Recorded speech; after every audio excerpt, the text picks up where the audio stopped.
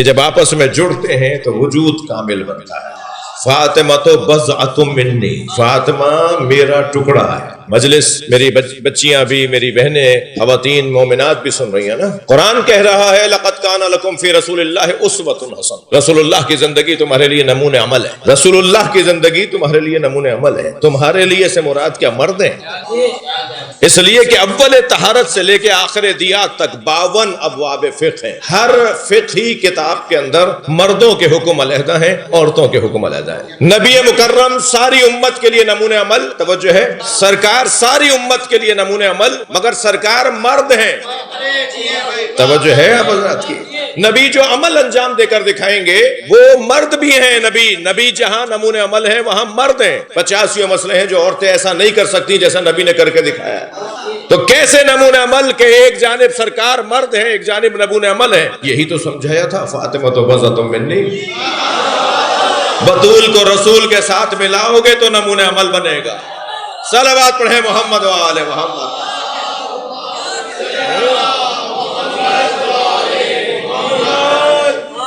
توجہ کر لی عزیزو، کسی چیز کا بنانا، مثلا یہ امام بارگاہ بانیان نے جو بنانا کتنا بڑا ہنر ہے، کتنا مشکل کام ہے۔ اس سے کم مشکل کام نہیں ہے چلانا۔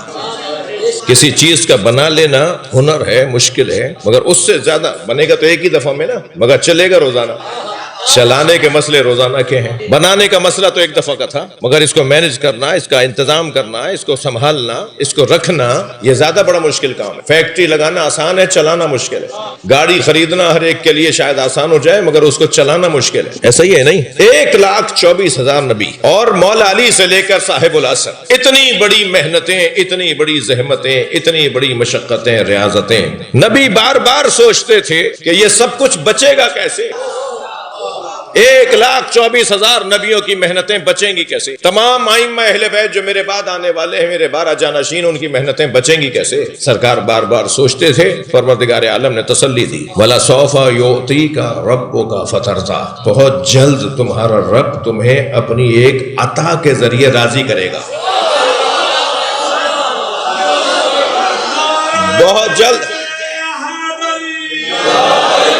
بہت جلد تمہارا رب اپنی ایک عطا کے ذریعے تمہیں راضی کرے گا۔ یہ جو بہت جلد تمہارا رب تمہیں اپنی ایک عطا کے ذریعے راضی کرے گا، وہ عطا پروردگار کیا ہے؟ جی، جب قرآن کی بات ہو رہی ہے تو پھر دلیل بھی قرآن سے آنی چاہیے۔ جب قرآن یہ کہہ رہا ہے کہ بہت جلد تمہارا رب اپنی ایک عطا کے ذریعے تمہیں راضی کرے گا، تو پھر وہ عطا کیا ہے؟ پورا قرآن ایک طرف، 3 آیتوں والا سورہ ایک طرف، اِنَّا أَعْطَيْنَاكَ الْكَوْثَرَ۔ اے میرے حبیب، ہم نے تمہیں خیر ہی خیر فاطمہ عطا کر، ہم نے تمہیں فاطمہ عطا کر۔ ایک بی بی کافی ہے ساری محنتوں کو بچانے کے لیے۔ جس کا وجود اتنا قیمتی ہو، وہ 13 کھجوروں کے درخت مانگنے نہیں گئی تھی۔ جس کا وجود اللہ نے اتنا قیمتی بنایا ہو، وہ 13 کھجوروں کے درخت مانگنے نہیں گئی، بلکہ قیامت تک علی کی ولایت بانٹنے گئی تھی۔ یہ جو دربار میں جا کر آپ نے اپنا حق مانگا ہے نا، یہ حق سیدہ نے مانگا ہی اس لیے تاکہ اس حق کے مانگنے پر علی ملتا رہے۔ مصائب نہیں پڑھ رہا، مگر بحث بڑی مضمون پر ہے۔ ایک قصائی گوشت بناتے ہوئے ایک آپ کی برادری کے خریدار سے کہنے لگا، کیا مسئلہ ہے آپ کا ان بھائیوں کے ساتھ؟ انہوں نے کہا، جی مسئلہ یہ ہے کہ سیدہ نے اپنا حق مانگا اور انہیں حق دیا نہیں گیا۔ ابھی وہ کھڑا ہی تھا کہ ایک اور صاحب ریش دراز تشریف لائے، تو انہوں نے کہا کہ یہ سیاہ حضرات کیا بولے ہیں، یہ سیاہ حضرات کیا بولے ہیں؟ تو کہنے لگے کہ کیا بولے ہیں؟ کہ یہ کہہ رہے ہیں کہ بی بی حق مانگنے گئی تھی اور بی بی کو دیا نہیں۔ تو کہنے لگے ہاں مانگنے گئی تھی، مگر بی بی کا تھا نہیں۔ تو اس نے کہا مجھے بس اتنا بتا دو کہ بی بی نے مانگا تھا؟ تو کہنے لگے ہاں مانگا تو تھا، مگر بی بی کا تھا نہیں۔ تو سادہ آدمی تھا نا، سیدھا آدمی تھا، بے ساختہ کہنے لگا، نبی کی بٹیا مانگ رہی تھی، نہیں بھی تھا تو دے دیتے۔ جان چھٹے گی نہیں۔ یہ کیسا ایک عنوان ہے، اب سے 10 سال پہلے تک کہتے تھے، کوئی ایسا واقعہ ہی نہیں ہوا۔ اب سب سے زیادہ لاہور سے اس مسئلے کو اٹھایا گیا کہ ہاں واقعہ ہوا، وہ بی بی کا تھا نہیں۔ تو ٹھیک ہے، اب پھر گفتگو کا دروازہ کھل گیا۔ جی سیدہ، دنیا میں جتنا بی بی کے نام پہ لوگ مولا علی کی ولایت سے جڑ رہے ہیں، کوئی اور عنوان ہی نہیں ہے. جو خاندانی شیعہ چلے آ رہے ہیں میں ان کی بات نہیں کر رہا، لیکن امام بارگاہ تو تنگ پڑ رہے ہیں بھائی.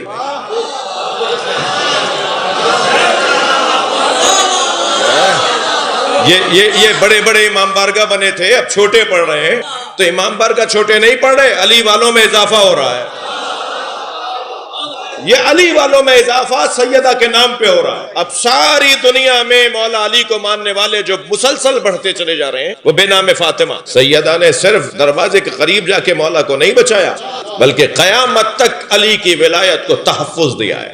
جیسے جیسے شعور بڑھتا چلا جائے گا لوگ مولائی ہوتے چلے جائیں گے. اور میں بچوں جوانوں آپ سے کہہ رہا ہوں، بشارت دے رہا ہوں، سب کو اس دروازے پر آنا ہے. کوئی دنیا میں نہیں رہے گا جو اس دروازے پر نہ آئے. آج اختیار سے آ رہے ہیں، کل اجبار سے آئیں گے. آج تو سب آ رہے ہیں جی، آج اختیار سے آ رہے ہیں نا، کل سب کو آنا ہوگا. سب کو کل اس دروازے پر آنا ہوگا. اور جو پرانا ہوتا ہے نا دروازے پر بیٹھا، وہ نئے آنے والے سے دل چھوٹا نہیں کرتا. ہاں، یہ وہ اس کو گلے لگاتا ہے، اس کے لیے اسپیس جگہ بناتا ہے، اس کو آنے کا راستہ دیتا ہے. خود نیاز پکائی خود کھا گئی، خود نیاز پکائی خود کھا لی. کون سا ہنر ہے؟ انہیں کھلاؤ جو نہیں کھاتے. واپس کر دیں تو دوبارہ بھیجو، پھر واپس کر دیں، پھر تیسری دفعہ پھر بھیجو. میں ممبر حسین پر بیٹھ کر بشارت دیتا ہوں، چوتھی دفعہ ان کی طرف سے نیاز آئے گی. ہم بھی تو نیاز کرتے ہیں. اخلاق سے بہتر تبلیغ نہیں ہے. شیعہ امام حسین کی عزاداری کے مالک نہیں ہے. نوکروں کو اپنی اوقات میں رہنا چاہیے، مالک کے مہمانوں کا خیال کرنا چاہیے نا. جو اس دروازے پر آ رہا ہے سب کو آنا ہے نا، سب کو اس دروازے پر آنا ہے. حجاج ابن یوسف دربار لگائے بیٹھا ہے اور کہنے لگا ایک آیت نے میری کمر توڑ دی. لوگوں نے پوچھا بھائی کون سی آیت ہے؟ کہا یہ آیت میں جب پڑھتا ہوں تو میری کمر ٹوٹنے لگتی ہے، میں آیت سمجھ ہی نہیں پا رہا. یہ آیت تو مجھے سمجھ میں ہی نہیں آ رہی، یہ آیت کیا کہہ رہی ہے. تو آواز دی کسی نے وہاں بیٹھے ہوئے کہ جی کون سی آیت ہے؟ کہا یہ سورہ نساء کی آیت، بسم اللہ الرحمن الرحیم، وَإِن مِّنْ أَهْلِ الْكِتَابِ إِلَّا لِيُؤْمِنَّ بِهِ قَبْلَ مَوْتِهِ وَيَكُونُ عَلَيْهِمْ شَهِيدًا. کوئی اہل کتاب نہیں رہے گا مگر یہ کہ وہ مرنے سے پہلے مومن ہو کے مرے گا. تورات، زبور، انجیل، قرآن، یہ قرآن مجید کی آیت ہے. قرآن کی آیت یہ کہہ رہی ہے کوئی اہل کتاب نہیں ہے مگر یہ کہ وہ مرنے سے پہلے مومن ہوگا پھر مرے گا. کہنے لگا روزانہ یہودی مرنے کی خبر آتی ہے، فلاں یہودی مر گیا، فلاں عیسائی کا انتقال ہو گیا، اور قرآن تو یہ کہہ رہا ہے مومن ہو کے مریں گے. یہ تو ویسے ہی کافر کے کافر مر رہے ہیں، قرآن یہ کہہ رہا ہے کہ یہ مومن ہو کے مریں گے. تو وہاں ایک ایسی شخصیت بھی بیٹھی تھی جو بیٹھی تو وہاں تھی مگر تھا وہ کہیں اور کا. میرے بچوں جوانوں آپ سے کہہ رہا ہوں، جلدی بدگمان مت ہوا کرو. کیا معلوم کہ وہ ہو اہل بیت کا، بیٹھے دشمن کی بارگاہ میں تاکہ پیغام پہنچا سکے، تاکہ دربار میں پیغام پہنچا سکے. تو وہاں بیٹھے تھے ابن حوشب. تو ابن حوشب نے آواز دے کر کہا کہ امیر اگر جان کی امان ہو تو کچھ کہوں. کہا امان ہے. کہ یہ آیت تو آخری زمانے کی ہے جب حضرت مہدی ظہور فرمائیں گے اور حضرت عیسیٰ ان کے پیچھے نماز پڑھیں گے. تو دنیا میں کوئی اہل کتاب ہی نہیں رہے گا جو مسلمان اور مومن نہ ہو جائے. ایک مرتبہ اس کے ہاتھ پیر سنبھال کر بیٹھا اور کہنے لگا یہ لائے کہاں سے ہو بات، یہ بات کہاں سے لائے ہو؟ حل تو یہی ہے اس آیت کا کہ جب مہدی ظہور کریں گے تو ان کے پیچھے عیسیٰ نماز پڑھیں گے علیہ السلام، اور ان کی وجہ سے سارے یہودی اور سارے عیسائی مومن ہو جائیں گے. بات تو یہی ہے، آیت تو یہی کہہ رہی ہے. میں آج سمجھاؤں مگر یہ بات کہاں سے لائے ہو؟ کہنے لگے محمد باقر نے بتایا ہے. صلوات پڑھ لیں مولا کی ذات پر.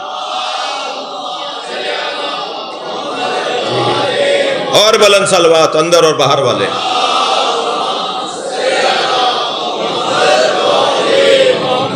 کوئی دنیا میں نہیں رہے گا، سب کو یہاں آنا ہے. لہٰذا میں ان بچوں سے کہوں گا کہ جو اس وقت بڑی تعداد میں مجلس میں نوجوان تشریف فرما ہے کہ کچھ کرو کہ وہ جو کل آئے وہ آج آ جائے. آنا تو اسے کل ہے مگر کچھ کرو کہ وہ آج ہی آ جائے. وہ ایک دن تک بھی کیوں دور رہے. اس کے لیے ہر شخص اپنے علاقے کے مسائل کو بھی دیکھے اور اپنے اخلاق اور اپنے انداز اور اپنی روش اور اپنے طریقے کو بھی بہتر بنائے تو خود بخود معاملات بہتر ہوتے چلے جائیں گے. ویسے بھی میرے معصوم ارشاد فرماتے ہیں کہ ہمارا چاہنے والا بھیڑ میں گم نہیں ہوتا،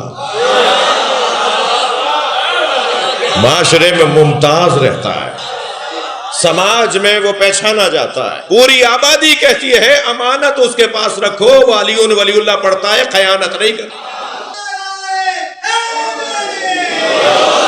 پوری آبادی کہتی ہے کہ اس سے جا کے مشورہ کرو، وہ سچ بولتا ہے. وہ کون ہے؟ وہ جعفر صادق کا ماننے والا ہے.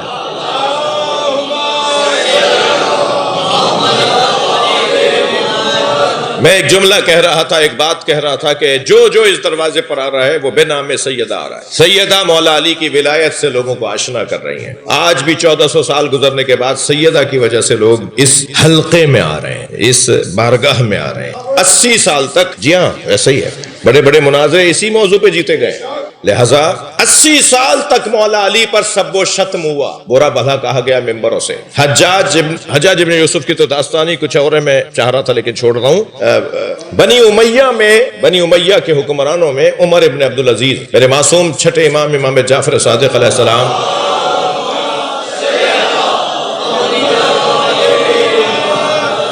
امام نے فرمایا اللہ اس پہ رحم کرے، اس نے ہمارا خیال رکھا.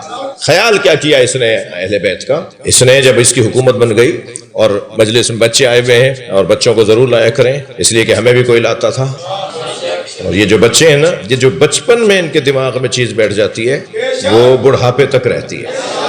عمر ابن عبدالعزیز بچوں کے ساتھ کھیل رہا تھا اور کھیل کھیل میں مولا علی کی توہین کے جملے بیان کر رہے تھے، جملے ایک دوسرے کو سنا رہے تھے. تو اس کا استاد وہاں سے گزرا تو اس نے علیحدہ بلا کے کہا بیٹا یہ اور بچوں کو تو میں نہیں جانتا کہ کون ہے، مگر تم میرے شاگرد ہو، خبردار آئندہ علی کی توہین مت کرنا.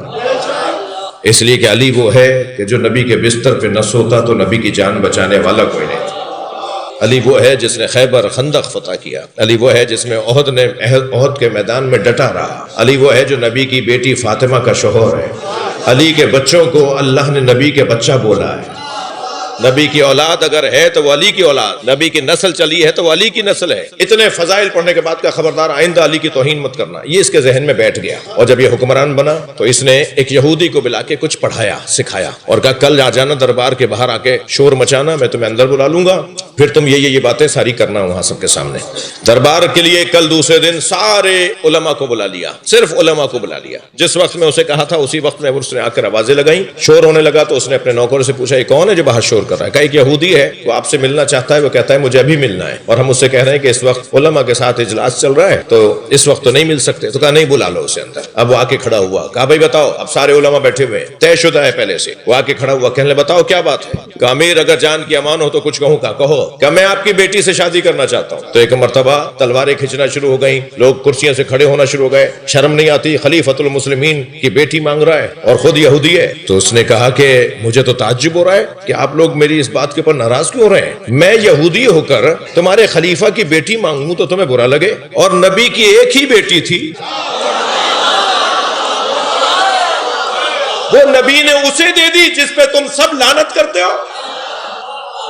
عمر ابن عبدالعزیز نے گردن جھکا کے رونا اور سارے مجمع کو روتا ہوا دیکھ کر کہنے لگا بتاؤ یہ کیا کہہ رہا ہے؟ سارے علماء نے کہا امیر یہ سچ کہہ رہا ہے، ہم بہت بڑا جرم کر رہے ہیں. کہ بتاؤ اس یہودی کو جواب دو، اس یہودی کو جواب دو، یہ کیا کہہ رہا ہے؟ تم سب مل کر خطبوں کے اندر علی پر تبرہ کرتے ہو، لعن کرتے ہو، سب و شتم کرتے ہو. نبی نے اسے بیٹی دے دی اپنی جس پہ امت مل کے سب و شتم کرے. سب رونے لگے. کہا آج ہی ہو فتویٰ دو سب کہ یہ حرام کام ہے، یہ ناجائز کام ہے جو ہم کر رہے ہیں. سارے علماء سے اس انداز سے فتویٰ لیا اور پھر سرکاری آرڈر جاری کیا، اور آرڈر میں لکھا کہ آج کے بعد کوئی علی کی توہین نہیں کرے گا. میں اپنے مجمع سے پوچھوں، علی مولا کی توہین رکوانے والی ذات بی بی فاطمہ، ولایت علی مولا کا دفاع کرنے والی ذات جناب زہرا، بی بی کی عظمت کی وجہ سے ہی مولا علی کی 80 سال تک توہین ہوئی، وہ روک دی گئی. سیدہ قیامت تک مولا علی کی ولایت کی مروجہ اور مبلغہ ہیں. عجیب بات ہے، کیا کہا ہے قرآن نے؟ الرجال قوامون علی النساء، شوہر اپنی بیویوں پر حاکم ہے، شوہر اپنی بیویوں پر حاکم ہے. قرآن کہہ رہا ہے نا، یہ واحد جوڑا ہے کہ نبی فرما رہے ہیں یا علی فافعل ما تؤمر، فاطمہ جو حکم دے اسے مانو. جی واحد جوڑا ہے جناب زہرا اور مولا علی کا کہ نبی نے فرمایا اے میرے علی تمہیں جو حکم فاطمہ دے اسے مانو. یہ نبی کا فرمان فافعل ما تؤمر، جو میری فاطمہ امر کرے اس پر عمل کرو. اس فرمان کو ذہن میں رکھ کر جب سوچیں گے نا تو پھر سمجھ میں آئے گا مولا گھر میں تھے تو بی بی دروازے پر کیوں گئی. گھر میں جب مرد ہوتا ہے تو مرد ہی دروازے پر جاتا ہے جب کوئی دروازے پر آئے، مگر کیوں ہوا ایسا اس وجہ سے ہوا کہ بی بی نے فرمایا علی میں جاؤں گی. جب فرما رہی ہیں میں جاؤں گی تو نبی کہہ کے چلے گئے جو میری فاطمہ حکم دے اسے مانو.